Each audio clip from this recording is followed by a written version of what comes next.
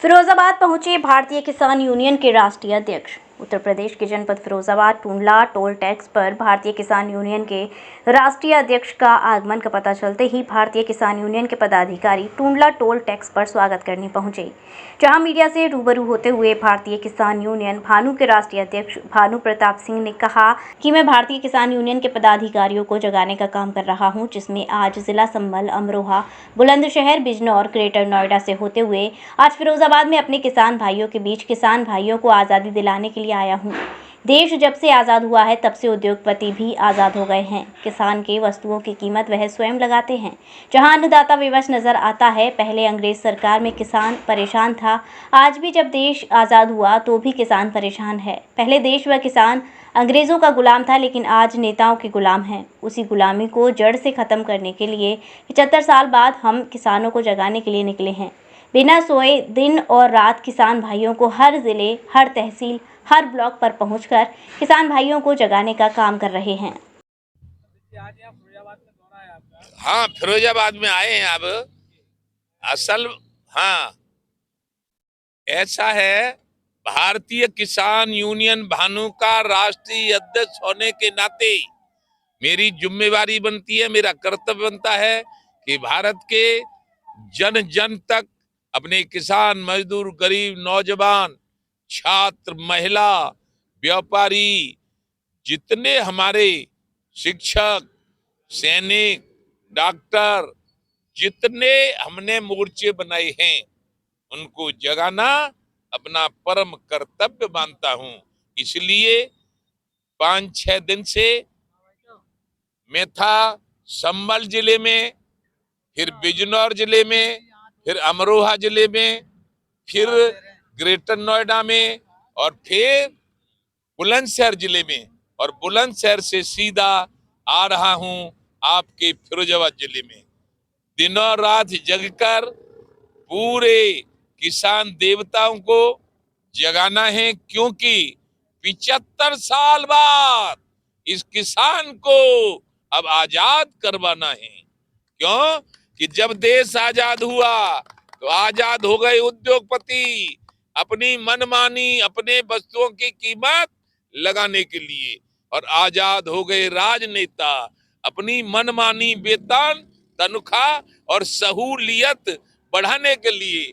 लेकिन इस किसान को आजाद नहीं किया गया। पहले देश अंग्रेजों के गुलाम था, अब भारत का किसान और मजदूर भारत के राजनेताओं का गुलाम है। क्यों कि पैदा करें हम और कीमत लगावे सरकार। ये नहीं होना चाहिए, ये नहीं होने दिया जाएगा। अब क्या होगा कि हमारा कहना है किसान आयोग का गठन करो, किसान आयोग का अध्यक्ष किसान होगा और उसके सदस्य गन्ना का किसान, गेहूं का किसान, आलू का किसान, सरसों का किसान, धान के किसान, फलों के किसान, सब्जी के किसान सदस्य होंगे।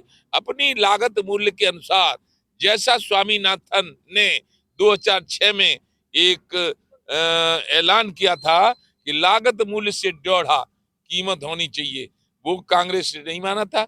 इसलिए कांग्रेस का हमने विरोध किया है, भाजपा को लाए हैं। अब हम अपना मांग पूरी करवाएंगे। और दूसरी इसके अलावा ये है कि किसान यदि दुर्घटना में मरे तो 1 करोड़ रुपया मुआवजा केंद्र सरकार दे, और जो आंतरिक सुरक्षा में लगी रहती है पुलिस, जैसे हमारे कानपुर में पिछले दिनों 8 शहीद हुए थे तो उनको 2-2 करोड़ रुपया।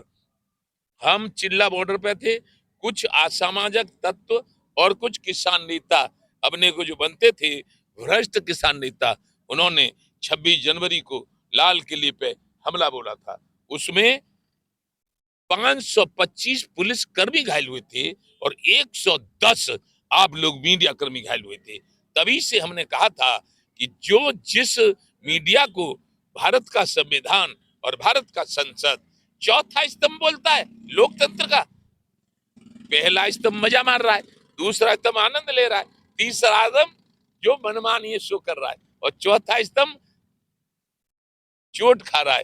तो चोट खाने पे 2 करोड़ रुपया, और यदि बिल्कुल ही जरूरतें खत्म हो जाए यानी शहीद हो जाए तो 4 करोड़ रुपया दिए जाए इस चौथे स्तंभ को।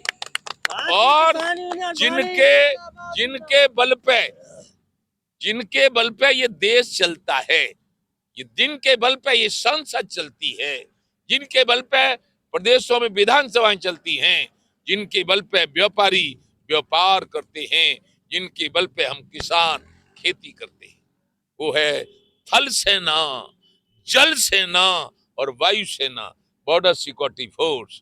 न पाकिस्तान को आने ने, न चीन को, न जापान को, न फ्रांस को, न अमेरिका को।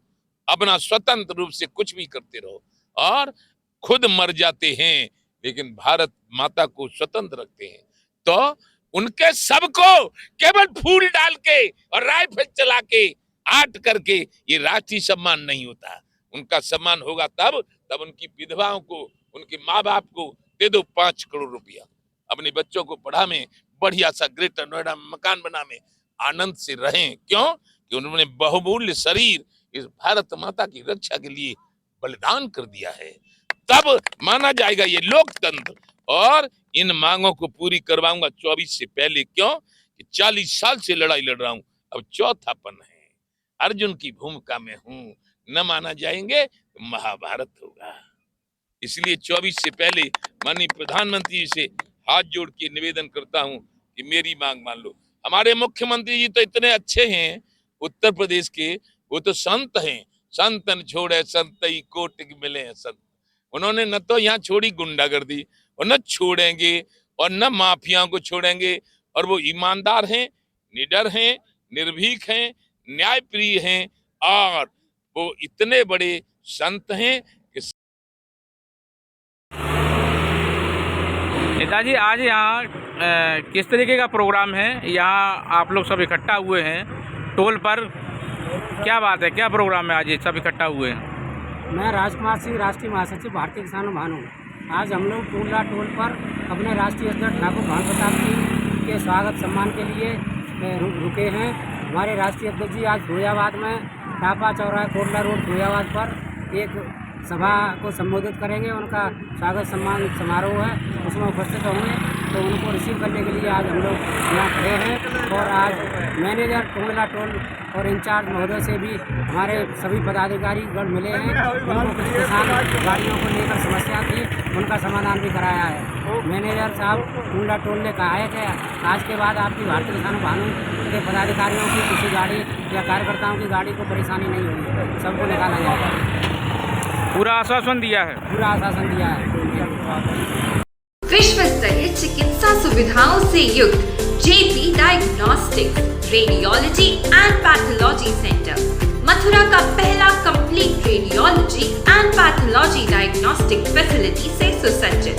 Doctor Deepak Agarwal and doctor Nidhi Agarwal, JSR tower, Govardhan.